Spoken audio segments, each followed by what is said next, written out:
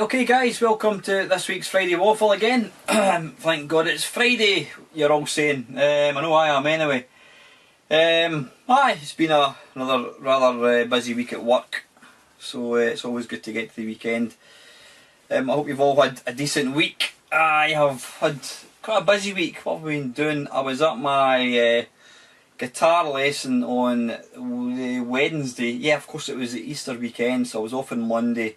Didn't do very much. I went for a run on Monday, and then I says on Wednesday I was at my guitar lesson thing. Starting to make a wee bit of an improvement. I mean, it's the funny thing is when I'm at the guitar club and I'm playing along with everybody else, I sound perfectly in tune. Sounds brilliant. And then when I come home and I play it myself, it's all over the place. But you know, the way I'm thinking is I'm not overly concerned about hitting strings perfectly, getting the chords perfectly. To me it's all about just knowing the chords, so I'm kind of getting better at that. There's still a pause, there's still probably maybe a 1 second pause between changing chords. So that's going to have to kind of just improve in time, and I'm sure it will. Hopefully it will. So yeah, that was Tuesday. What else have I been doing? So that was Wednesday. Gaming wise, what was I playing? I've pretty much for the first time I decided to play Sonic the Hedgehog, and I got to the first level. Is it the marble level? I beat Dr. Robotnik, which I've never done before. I mean, Sonic the Hedgehog's a game I've just never ever played, and I thought to myself, you know, to call yourself a gamer and not play or complete Sonic is quite shameful, so I thought I'll give it a go. So I got to the first level on the marble one. It's the one you get 3 levels, you get Dr. Robotnik, beat him, and then you move on to the next one. So I got to that thing. One thing that I did realise, and it used to always put me off playing the Sonic games, I always thought that to play Sonic you just ran 100 miles an hour from left to right and got to the exit, because that's generally the way people play it. But I remember mentioning it in a video a long time ago, and somebody said you don't have to run 100 miles an hour. You can take your time, collect the diamonds, collect the stars, things like that. You know, just work your way through it, try and get all the bonuses and that kind of stuff. So that's what I've been doing, and quite enjoying it actually. So after that, I thought to myself, what other classic game can I play which I've not really played much, and it's Super Mario Land on the SNES. So again, I dug that out, and I got to, not very far. I don't know. I've just got past the first castle. You're fighting the wee whatever it is, the wee, oh bloody hell, the wee mini Bowser thing on the sort of like a seesaw. Got to knock him into the lava. So I just got past that, and I think I'm at the first kind of checkpoint after that. But got to say though, you know, these games, Sonic and Mario, absolutely wonderful. It's easy to kind of forget just how good these games were, you know, and indeed still are. You know, they're just put together so well. The level layout, you know, the design, the playability is just absolutely awesome. So I'm going to keep kind of cracking on with these, see how far I can get. Anything else? What was I playing? There was something else I've been playing. Yeah, if you've been catching up with some of the videos that I've been doing, I've come up with a new feature. Now I know you're going to be astonished to hear that. Yeah, it's not so much a new feature, but I'm conscious of how many systems I own and how many systems I don't actually ever use. So I thought to myself, the best way to get me to actually use them is to spend a week or maybe a couple of weeks and just play one system. Yeah, you can play other systems as well, but concentrate on that system. So I've done that, and I picked the 3DO purely because it's the nearest console to me. It's sitting down there. I've played, what did I play? I played Return Fire, which is excellent. It's got the most amazing music. It's pure classical. Is it the Ride of the Valkyries? But the music really complements the gameplay. Absolutely fantastic game. I've played another few games which I've recorded but I've not actually uploaded onto YouTube yet, so I've got that to do. So yeah, I'm just going to try and make a point of using the 3DO for a couple of weeks, and then I'll move on to something else, because you know it's the easiest thing in the world for me to buy a system and then just not play it, and I'm sure everybody watching this video is guilty of that. I mean, there's, you know, how many Xbox 360 games have people bought and you never play? You know, especially when they come down in price, you're like, oh, I'll buy it, and then you just never ever play it. I mean, I've got Resident Evil 7, which I bought for the PS4, and I can't actually remember. It was probably 4 weeks ago that I played it, so that's a bit silly. Yeah, so that's been that. I was going to talk about something, and I can't for the life. Yeah, that's what it was. I did it wasn't an Arcade Perfect my arse, it was a 8-bit face-off kerfuffle, and I picked, what was it, Pyjamarama by what are they called, Microgen, and basically, I don't know if you've watched the video, I play all the 8-bit versions of a particular game, and this is in the case of this one, it's Pyjamarama, which is a kind of a graphical, what was it called again? It had its own name, its own genre. It wasn't a graphical adventure. I can't remember what they called it. It did have its own, you know what, I can't remember. It's not even a platform game. It had its own title. But yeah, I looked at all the different versions, C64, Spectrum, Amstrad. I think there was also, what was the other ones I played? I was going to say the MSX. It wasn't an MSX. Was there BBC? Is it BBC? I can't remember. No, sorry. You know what? There was only. It's another. I'm thinking of another 8-bit kerfuffle that I've done, which I've not put out yet.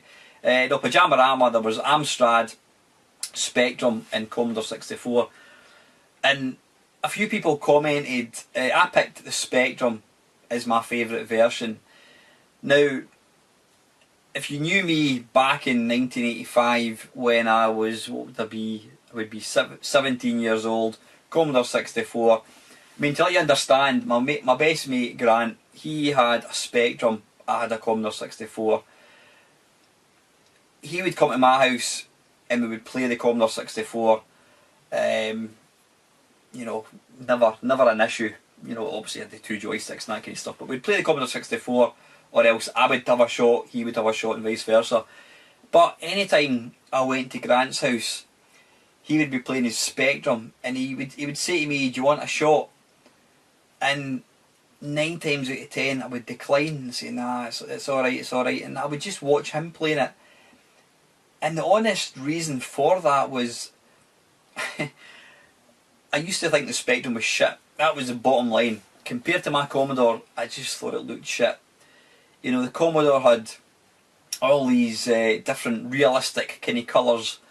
The Spectrum had pinks and purples and really bright blues and bright yellows, and it just looked like a child's toy. That's what I kind of thought of it back in 1985. And you know, I had no interest in playing it at all. You know, my mate, I would sit and watch my mate playing Alien 8 and Night Lord and all these games, and I had absolutely no interest in playing it. I just thought it was shit, and that was the honest answer. Now, fortunately, I now own, I don't know how many Spectrums. I've owned an original Spectrum probably for the last, I don't know, maybe 5 years. And I would honestly now argue the toss and say that I think the Spectrum is just a good computer, just as good at games as the Commodore 64. Now, I would have never in a million years have ever thought I would have thought that. But having had a chance to play the Spectrum, play the games in it, it's just such a fun computer. It really is. Now, Pyjamarama really stuck out for me, and it stuck out for a few other people, so they kind of commented. Somebody described the Commodore 64 version as just looking very dull and flat and lifeless. You know, I mean, the C64, there's always a bit of kind of kidding going on about saying how, you know, it can only do greys, and it's true. You know, the C64, it didn't. I don't know what it is about the hardware. I'm no doubt somebody will tell me. It never had the ability to really have bright looking games. All the games were quite dull looking. But the Spectrum, because all the colours were just these luminous, bright colours, the games came to life. And a game like Pajama Rama and probably like, you know, Everyone's a Wally, all these games, they just look so much better. They just look much better on the Spectrum. That is my opinion. Yeah, they might look slightly sharper, you don't get any of the colour kind of bleeding and that kind of stuff. But the Spectrum, it had its own unique look, and some games just fitted better in the Spectrum. I mean, I know the Spectrum was obviously, it was better for doing, I think it had a faster processor. It was better at doing like pseudo 3D games. Not pseudo 3D, well, yeah, pseudo 3D games like Night Lord. The C64 could not do these games. Some people might argue and say, well, was it Head Over Heels proved that the C64 could do it. Let's be honest, compared to, if you're to put the C64 and the Spectrum side by side, the Spectrum would always do these games much better. And it was the same with vector games, Elite, Starion, all these games, Mercenary. The Spectrum just pissed on the C64 from a great height when it came to doing these games. And again, I think it's down to the fact that the Spectrum had a faster processor. It just did these games better. So yes, I would never have thought I would ever come to that point and say that I think the C64 and the Spectrum, I couldn't pick what one is a better machine as far as games. Yeah, on paper, you know, the Commodore 64 has got the better hardware. It's got an amazing sound chip. It's got sprites. It's got better colour palettes. You know, you look at some of the demos you've got the C64. They're just astonishing.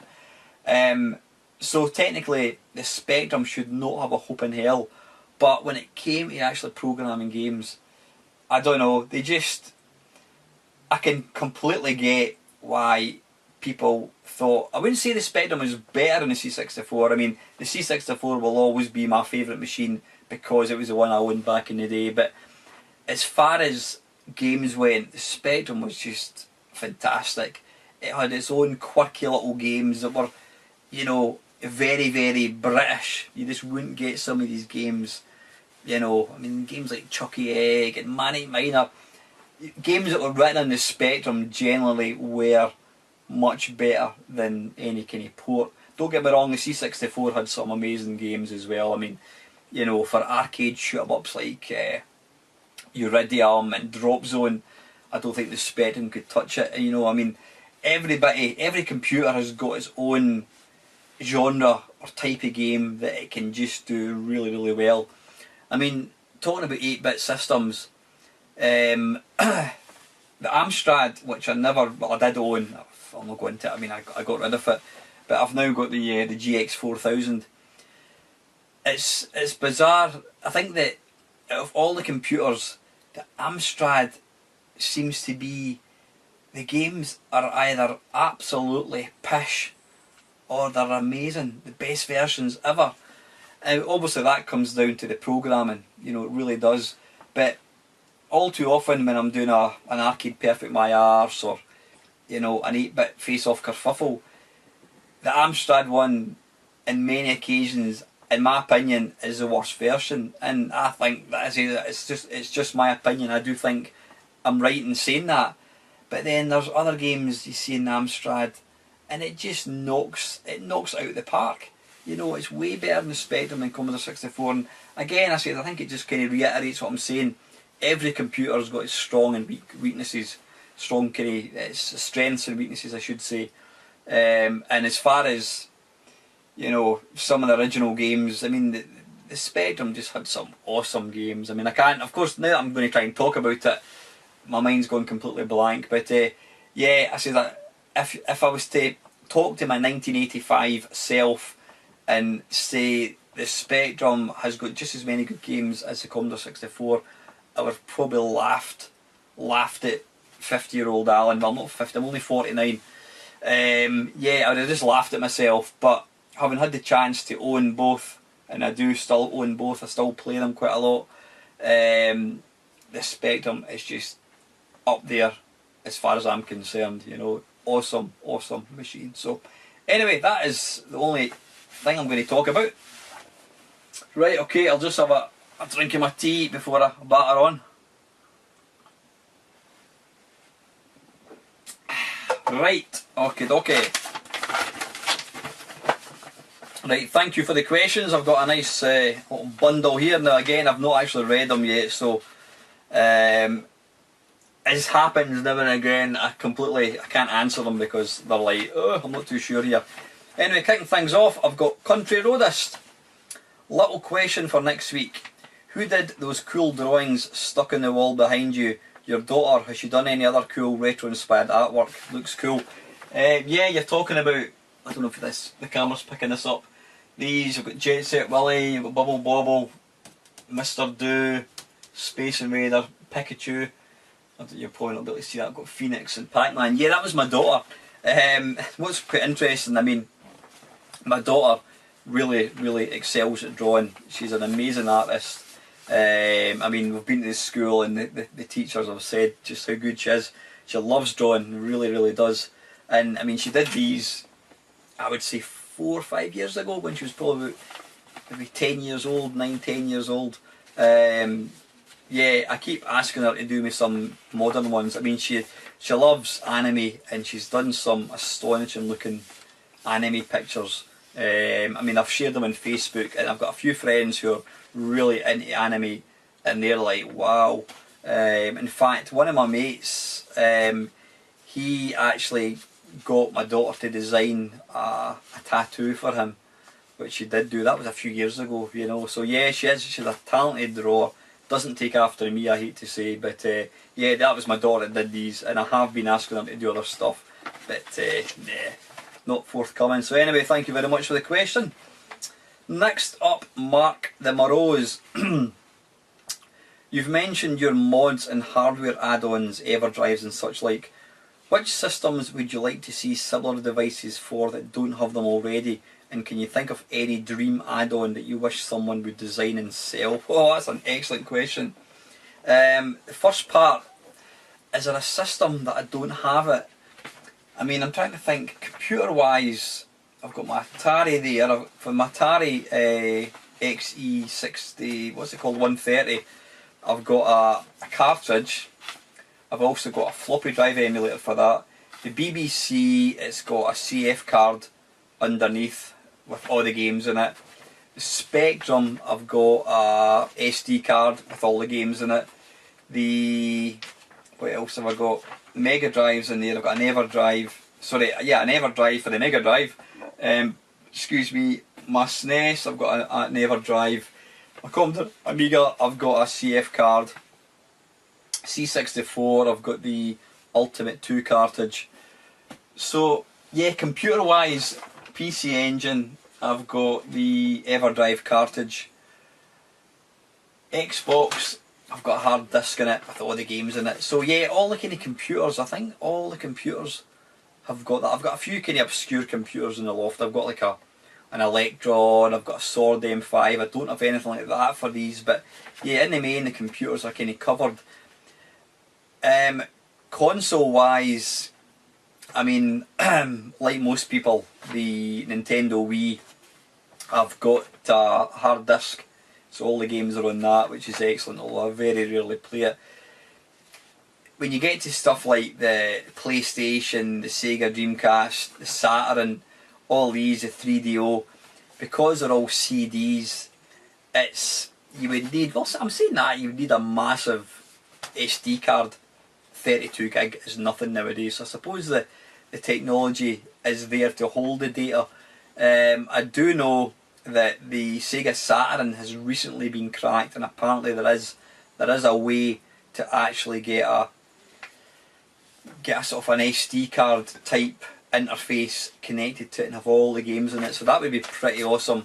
Yeah, I mean, I would love to have something similar for like the Saturn, the Dreamcast. I mean, my PS2 there, I've got a, what do you call it, I've got a hard disk, it's got the network adapter which you need, and then you can connect a hard drive to it, so I've got that for the PS2, but yeah, I would love some kind of storage solution for all these consoles. That would be pretty mental. As far as a dream add-on, blimey, what could it be? A dream add-on. I mean, I suppose, I don't know, I suppose just what we're talking about, I think having a storage facility for all these would be really, really cool. Yeah, I think that's it really, I think that's it. I mean, I can't think of anything else within existing. I mean, even my Vectrex, I've got a multi-cart for that as well. In fact, it's a flash cart, so it means that if there's a new game comes out, I can download it and stick it on it and just play it. So that's pretty cool. That is really, really cool.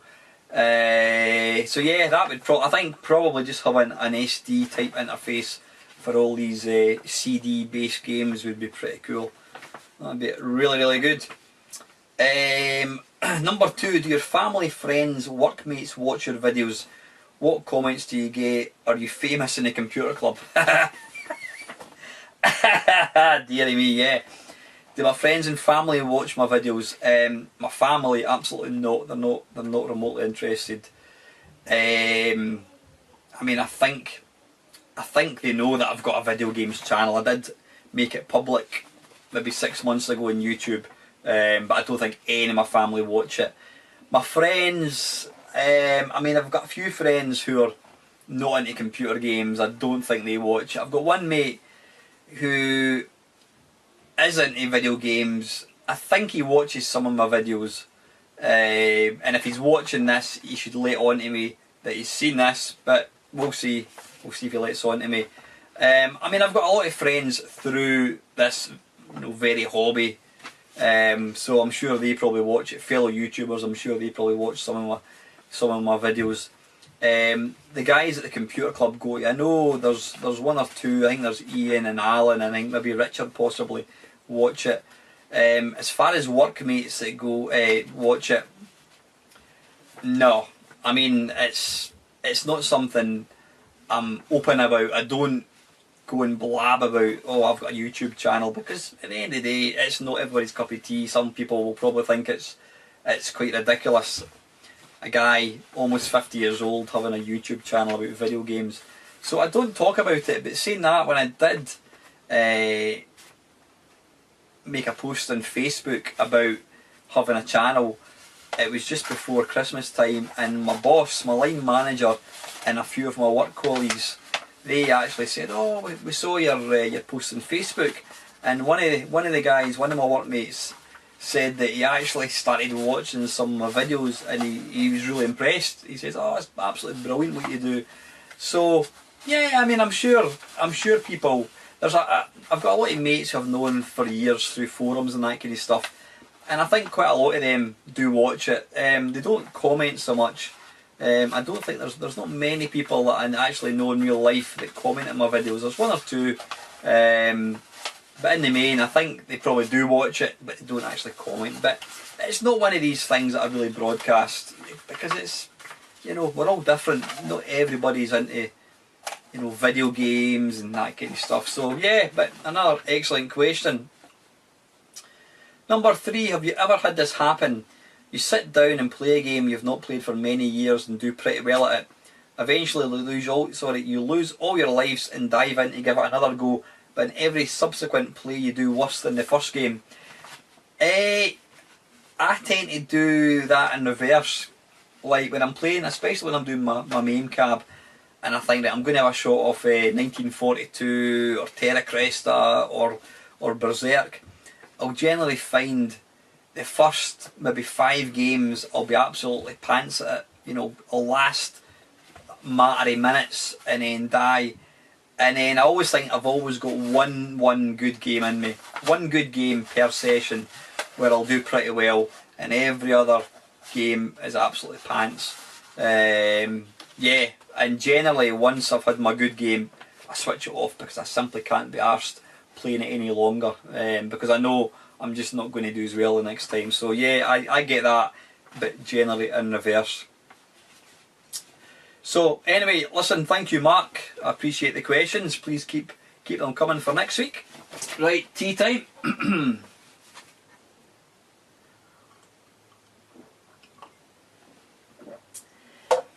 Right, and my good buddy Tony, Electronic Collector.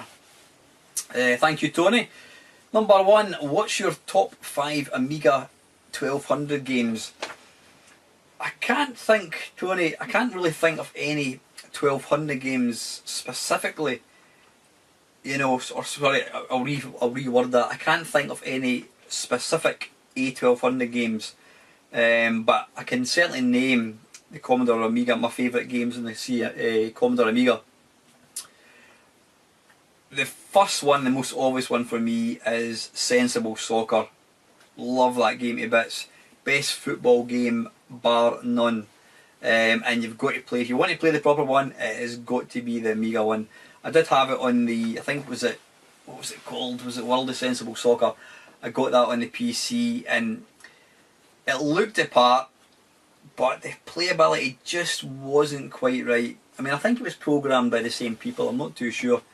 Sensible software, but the Amiga one, it has got to be the Amiga one. That is the one you've got to go to. So Sensible Soccer.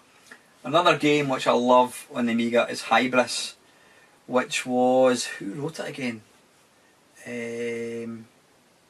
Doesn't matter who wrote it. It's a lovely shoot 'em up. It's very, very similar to Terra Cresta, and that's, you know what, possibly I've always liked Terra Cresta. I mean, I'd never played Terra Cresta until I got MAME, and by that point I'd played Hybris. So I could never ever figure out why I liked Terra Cresta, but I think that's the reason. I think it's because I loved playing Hybris so much.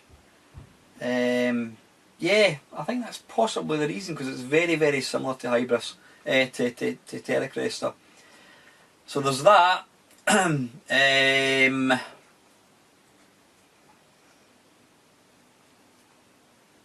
Another game I'm going to go for is Stunt Car Racer. It's just an awesome experience. I mean, it's like no other game. I'm surprised that Jeff Crammond hasn't actually, you know, brought it out for modern machines. I mean, I don't know what age Jeff Crammond is, no idea, but it's just an amazing game. I mean, it's obviously it's a kind of racing game, but you're getting to go up and over these massive jumps, and you know, this ski jump it was called. Just an amazing game. Yeah, looking at it now, it does play quite clunky. You know, it's not, I don't know what the frames per second is, it's not particularly smooth looking, but saying that, I've got that accelerator thing from my Amiga, and it does play a lot better. So Stunt Car Racer is an awesome game. Really good. That's 3. Blimey. What else do I really like? You know, mine's just gone completely blank. I mean, I love like Alien Breed, all the Alien Breeds, but they're just, I find them just too difficult. I'll tell you another game that I love to bits. It's by Team 17 and it's Arcade Pool. It's a top-down pool game, and you can have like up to about 10 computer players playing, or 10 humans. You can have 5 humans, you know, 5 computer people playing, but it's brilliant. It's so playable. It says it's just top down, you move the mouse, you've got the cursor thing. One of the things that really sets it apart for me is, I mean, the graphics are quite simplistic, but it's got this really cool soundtrack of a pub. Literally a pub, people talking, you can hear like a fruit machine in the background. It just sounds like you're in a pub. It's really cool, but it's such a playable game. I love that as well. That's 4. Oh, bloody hell. Another World is a great game. It's a game that I've not played that much. Oh, sorry, I'll rephrase that. I have played it quite a bit, but I've never really got that far into it. I'll tell you another game, and it's bizarre. It's the demo that I got into more than the actual game, and it is, what the hell was it called? Ah, bloody hell! It came out. It also released it on the Mega Drive. You know what? My mind has gone a complete blank. I'll tell you, as I'm getting older, my short-term memory or my long-term memory is just awful. I can't remember what it was called, and it's kind of similar to Super Sprint. And is it not Crazy Cars? Was it something Cars? Something like that. It's like Super Sprint, but you're in these sort of polygony type rendered type cars, and you just race around the track a la Super Sprint. I can't remember what it's called. If you can remember it, put it in the comments below. I'll need to go and check actually once I've uploaded this video. But yeah, the game that I can't remember, that's my fifth favourite one. But it's a racing game and you go around in circles round different tracks. What's it called? It's not called Crazy Cars. I can't remember. There was a game called Crazy Cars and it was shite. It wasn't that one. I can't remember what the hell that was called. But anyway, that's my fifth one. So thanks for that, Tony. What's your favourite 5 Xbox original games? Yeah, the original Xbox, the system that gets very, very little love. A game that I played a lot with my mates was Tiger Woods. Was it, I don't know, Tiger Woods 2005, something like that, golf. So playable. Me and my mates, we played it for probably a good year, and then when the Xbox 360 came out we got it for that, and it was just absolutely shite compared to the Xbox original. So Tiger Woods 2005. I love a game, this is a game that's out on other systems. What do you call it? Burnout. I mean, it's out in the GameCube as well. Burnout 2 I think in particular was one of my favourites. Also loved Project Gotham 2 because it's the only racing game that I've ever played that's actually got Edinburgh. It's got a track in Scotland, Edinburgh. You get to race along Princes Street, go down onto the Grass Market, down into, is it Castle Terrace, round past the castle, onto Castle Terrace, along Lothian Road and back round. An amazing game, really good, you know, driving on like photorealistic racetracks. It never gets boring, so that was another favourite. I'll be honest, you know what, when I got the Xbox it was chipped. I got it chipped. I mean, I bought it chipped. I got a company to chip it. Pretty much from the off I was playing emulators on it, so the Xbox for me has always pretty much been a means to play old systems rather than new systems, or rather than new games. I mean, I've got shitloads of games for it. I'm just trying to think what other games. You know what, I can't. I'm struggling here. I'm struggling here, Tony, to think of other games. I was never a Halo fan. I've never ever gotten me Halo at all. Don't know why. I just always, the baddies annoyed me. They would make these horrible squeaky kind of squeals, and it just annoyed me. So I was never a Halo fan. What else? Was it Time Splitters? I used to play Time Splitters. Again, you could play that split screen. Me and my mates used to play that. Bloody hell, you know what, as soon as I finish this video there'll be games that'll just spring to mind, but I can't think of anything else offhand, Tony. So anyway, that's another great one. What's your 3 favourite games on your cab that you built? Right, it's the MAME cab. My 3 favourite games, well, it's going to be the arcade ones. It's going to be 1942, Robotron and Berserk. Though if you ask me tomorrow, they'll probably change. What do you think of the Atari Jaguar as a gaming console? You know what, I actually really enjoy it. It's, if you looked at, if you were to Google Atari Jaguar, you'll probably see a phrase cropping up quite a lot, in which is it was a flop. It wasn't a success. Now, as far as it being a success financially, I've got no idea. I don't think it made a lot of money. I think it was kind of overpriced at the time, but it just, because of that, there was no support for it. People weren't buying it. There was no support for it, and then the SNES came along, the Mega Drive came along, and the rest is history. You know, before we knew it, it was in the bargain buckets for like 20 quid. That might be an exaggeration, but yeah, I'm just looking up there just now. The Jaguar, I like crap games. I mean, some of the games that Jaguar had, stuff like Kazumi Ninja. I was playing it at the computer club a couple of months ago, and a couple of people were commenting how shite it was and how crap it looked. But you know what? There's something that's appealing about a game that's so bad. The thing is, I don't actually agree that it's a bad beat 'em up. It's the only beat 'em up game that I'm aware of that's got a Scottish guy with a kilt in it, and he does a piss. I think that's part of his special move. When he kills whoever he's fighting, he will piss in that. If I can find a clip, I shall put it up above. If I'm going like that and it's not there, it's because I couldn't find it. But yeah, Kazumi Ninja, love that. Tempest 2000 is a wicked game. I mean, it's probably the only real good game in the Jaguar. But to my mind, it's worth getting it for that. I mean, the Jaguar, it's starting to become quite hard to get a hold of, and the price is starting to go up. So I'm not ever going to think about getting rid of it. I do play it, so I've got Tempest 2000 in it as we speak. There's other games, Double Dragon, which is like any beat 'em up, Pinball Fantasies, Checkered Flag, which is a bloody awful thing.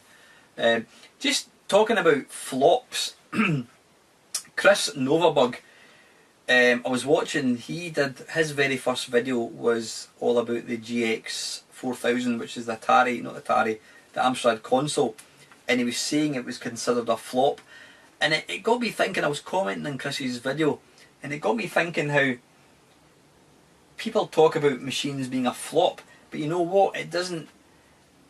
On many occasions the games themselves were actually really good. People talk about it being a flop because it didn't sell many, so it wasn't deemed a success, but in many occasions some of the sort of flopped consoles are actually really, really good. Case in point, the GX 4000, yeah, it was considered a flop. It's actually a really, really good machine.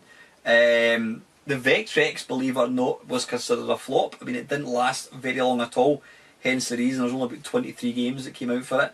Atari Jaguar, considered a flop. Again, plenty good games. I mean, some people would possibly even consider like the 3DO and Saturn as flops, but they're awesome machines. They've got some really good games. So just because a machine is considered a flop from a commercial point of view, it generally means that you want to get a hold of it, because, I mean, in fact, sorry, best example, Virtual Boy. That is classed as one of the biggest flops ever. Yeah, it's an absolutely fantastic little machine. Yeah, I wouldn't sit and play it for any length of time because you're liable to get a bloody migraine, but I was playing it last night actually, and it's an awesome, awesome machine. It really, really is. So just because it's considered a flop doesn't mean it's not a good console. So yeah, let's have a look. So anyway, Tony, thank you very much, Squire, for your questions, always appreciated. And lastly, this one is a behemoth from Down the Rabbit Hole. Kev, thank you, Kev. I have toyed with Google Cardboard and I am tempted to get a headset for my phone. I'm very much on the fence about spending a pile of cash for PSVR, so I'm, excuse me, I might get a Gear headset like you have. Unfortunately, I've heard many mobile VR games heat up phones a lot, so I don't know how much actual gaming it'll do. Are the 360 videos in cinema mode really enjoyable and immersive? First thing off, Kev, I would absolutely not buy the PSVR until you've tried a cheaper option. Case in point, the Gear VR, because VR is one of these things that's very much a Marmite thing.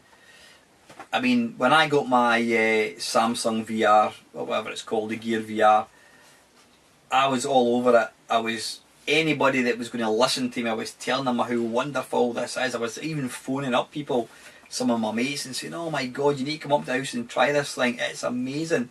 And you know what, the Gear VR is really, really nice. The 360 videos, The problem you've got is a lot of these videos are being streamed, so they're not particularly high definition. They're quite pixelated looking, but yeah, they are immersive. Absolutely, you know, there's one, I can't remember what it was. I mean, I've not used it for a long time. You're in like Africa, and there's a jaguar, and you turn around and you can see this jaguar coming up to you, and then it walks right up to you and kind of sniffs you, and it's like, wow, you're kind of backing off. So yeah, the videos are really immersive looking. The cinema thing blew my mind when I first tried it. You walk into cinema and you've just got, I mean, it is a cinema. You're in your own cinema. All the seats, everything. You've even got the, you know, the bit for putting your drink. Really, really amazing. But again, I say the whole VR thing, I do get quite nauseous when I'm playing it. I do get the kind of dizziness thing. So that plus the hassle of setting it up, this is something that I've not returned to. So I would definitely recommend you get the Samsung Gear VR, Kev. You can probably pick it up. You can probably get it for, I mean, well, in pounds, probably 50 quid, probably less than that second hand. Try it, stick with that for a while. I mean, the best example is Bangkokian. He, on my recommendation, Ian went out and bought the Gear VR, Samsung Gear VR. Then a few months later he bought the Oculus Rift, and a few months later he bought the PSVR, then a few months later he bought the Vive. So Ian has now got all of them, and he loves VR to bits, but he's very fortunate. He doesn't seem to get affected with the sort of sickly motion movement at all, which a lot of people, myself included, seem to get. So I would try the cheaper option first, Kev, see if you like it. It is amazing. There's no getting by it. It is an amazing thing. What you need to understand with the phone is, like any VR system, the system is having to produce the game twice. So you've got two versions, you've got the graphics twice. So obviously on a phone, the graphics aren't going to be as detailed as they would on like a PSVR or an Oculus Rift, whatever. And yeah, the phone does get very warm, but not to the point. I mean, in all the times that I've used it, I mean, I've actually been on it for maybe a couple of hours watching a film. The phone does get very hot, but I've never ever had it crash or switch off. I know some people complain about it just heats up and switches off, and I never had that problem. But yeah, it's a great way. It's a great introduction to VR. If you can get on with it using that, then you could probably dive in with both feet and get yourself a PSVR, which is meant to be really good. However, saying that, I'm not convinced that it's going to last particularly a long time. I mean, you don't really hear people talking about it so much now. You did initially when it first came out, but you never really hear people talking about the PSVR. I have a few mates that have got it, never hear them mention it, so I don't know. That was always my gut instinct, and my fear was that it was going to be one of these things that after a few months, like the Kinect and all these kind of things, it was going to eventually die a death. So yeah, I would just be reluctant about lashing out too much money, Kev, but certainly get yourself a Samsung Gear VR, try that. I think you'll be suitably impressed with it, and it's a great introduction to VR anyway. So secondly, did you play role-playing games much on the 8 and 16-bit consoles? What little I played of RPGs was usually on a computer. I know SNES and Mega Drive RPGs have a huge fan base, but you, sorry, was it? A huge fan base, but were you one, or have you played any recently? Sorry, I'm tired. I can't even read properly. I've never ever really been a fan of RPGs, Kev. The only one I can say I played a lot of, I never actually completed it, and I'd love to get back and complete it, but whether I do is another thing, and that was Legend of Zelda. Is it Link to the Past? The one in the SNES? Loved that game, absolutely loved it. I used to watch people in Games Master playing it, which was a TV programme all about video games. I used to watch people playing it, and I thought, this looks amazing, and I've got to say, I thoroughly enjoyed it. I really, really did enjoy it. Since then, I never played any RPGs. or any computers. Again, it's a genre that I would love to have been good at or played, but there's just too many other games that I want to play, and I've always been quite reluctant to devote too much time into any one particular game. The one game RPG which I have been playing, obviously, is the Switch Zelda, whatever it's called, Breath of the Wind, or I can't even remember the name of the damn thing. Saying that, I've not played it for about a month. No surprise there. But nah, I've never really been into RPGs. It just takes up too much time, and I've got too many things I want to do. But you know, you're talking about when I was a kid as well. I could never.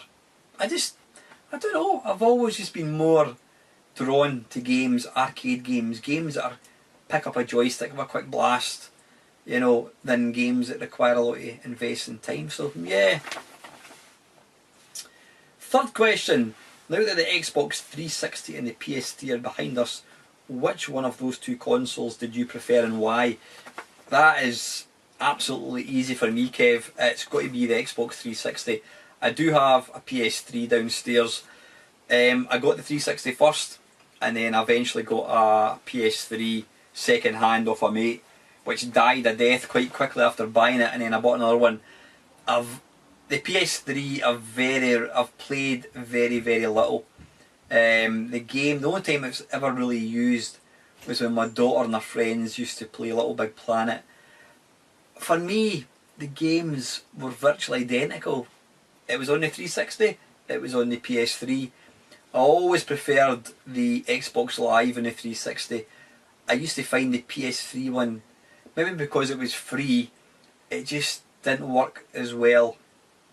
The interface wasn't as good as the 360.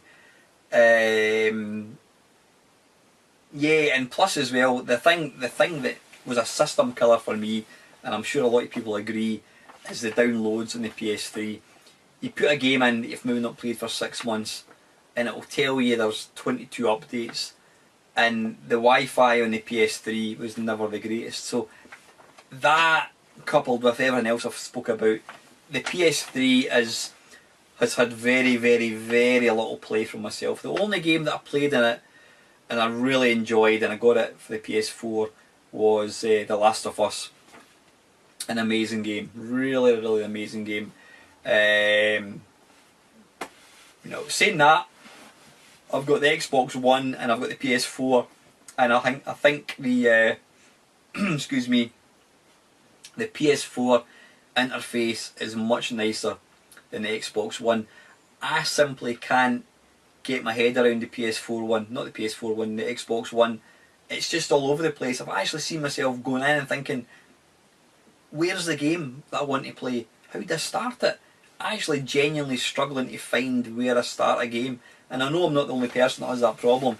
I just think it's a bit of a mess. Why they couldn't go back? They should take a look at the Xbox 360 interface and just use that for it. You know, they've tried to be too clever, I think. But yeah, absolutely the 360. The PS3 isn't a machine that I've got a lot of love for, I'm afraid. It's I do have one. I did actually have two, and I gave one away fairly recently.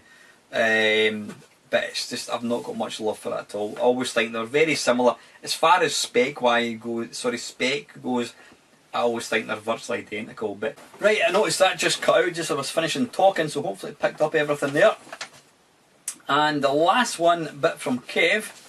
Finally, here's a question I asked both Ben of T-Rex Space Station and Steve Benway recently.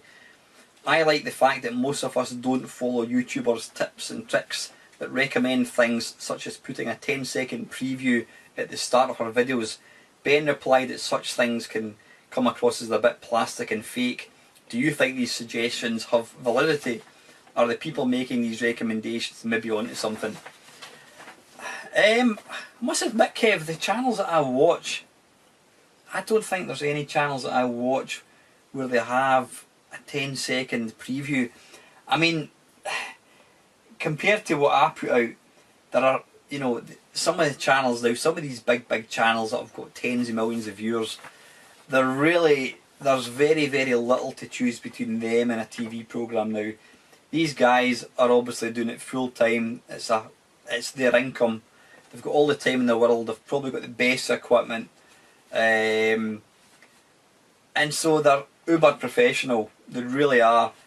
Then you get somebody like myself. I mean, I'm back, you might have not noticed, I'm back to using the camera that I used when I first started. It's not a particularly good camera.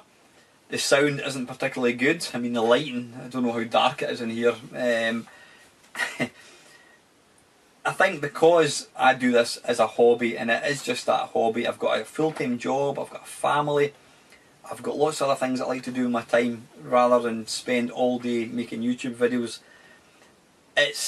My videos will never ever improve.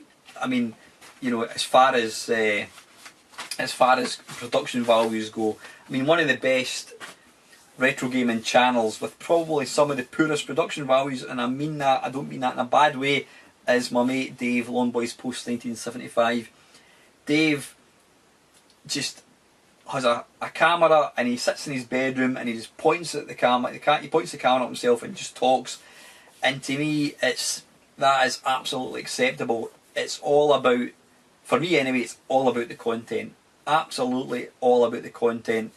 The production values is secondary. Don't get me wrong, there's nothing worse. I mean, there's been a few channels in the past that I've tried to watch, and if the sound isn't good and you can't make them out, then I've seen myself watching a video and switching it off because I can't physically understand or hear what the guy's actually saying. So you need to make sure your sound's going to be good. Getting back to these preview things, yeah, I think the people, you'll probably find, Kev, the people that have these kind of things, I say, they're full time, it's a business, it's all about views, about subscribers, you know, it's all about making money. You and I do this for fun. That is it. It's no more than a bit of fun. The day I stop enjoying making videos will be the day I'll just pull a plug on the YouTube thing. You know, it's all about fun. It's about interaction. I enjoy making videos, and you know, it's good fun. It's an excuse to play video games. I love the interaction with everybody as well. You know, and the satisfaction you get when you make a video and somebody makes a comment saying, "Oh, that was really good, I really enjoyed that." It's an immense thing. That's what makes all this worthwhile. I enjoy making the videos, but when somebody compliments you or says they enjoyed it, you know you've done what you've set out to do. You know, I always make videos that I want to watch, and I do somebody's watch. I don't watch them quite so much now. In the early days, I used to watch all my videos just really to make sure that they were alright. I mean, I've seen myself recently making a video and then somebody will comment and say, "Oh, you've done that wrong," and I've gone in and I think, "Oh, bloody hell, I didn't notice that." But yeah, for people like ourselves, Kev, I don't see any point in that. I mean, the day that my channel starts taking itself too seriously is probably the day that I'm going to give this thing up. To me, it's all about having a laugh, enjoying what you're doing, getting people talking, getting people watching, interacting, you know, video responses, whatever. You know, that's to me, that is what YouTube's all about. But I dare say these channels, these bigger channels, I'm assuming they're bigger channels that do that sort of thing, it's all about money. I mean, to me it's slightly pretentious having a I don't know, maybe that's a wrong kind of attitude to have. But anyway, listen guys, thank you very much for the questions. It just remains for me to say thank you very much for watching. Welcome to all the new subscribers. Numbers seem to be rising steadily, which is excellent. Really good. Yeah, I hope you know, if you're just a new subscriber, I hope you see enough here to keep you kind of coming back and watching them. Please continue to put comments, guys, because commenting in videos is such a massive part for any YouTuber, because it's our evidence that you're watching it, and it's great fun. I love interacting with everybody. I always try and make a point of replying to every single comment. And yeah, please, if you've got any questions, any topics, it doesn't have to be a question as such. You know, if you want to say to me, tell me what you think about, you know, piracy, tell me what you think about the early arcades, tell me what you think about, I don't know, anything at all. The Mega Drive, anything at all, guys. It gives me stuff to talk about in this waffle, because believe you me, there are times where I've sat down in this black chair and I'm thinking, I can't think of anything to talk about. So if you guys keep the questions coming, that is absolutely awesome. So it just remains for me to say, guys, thank you for watching, and I'll catch you again.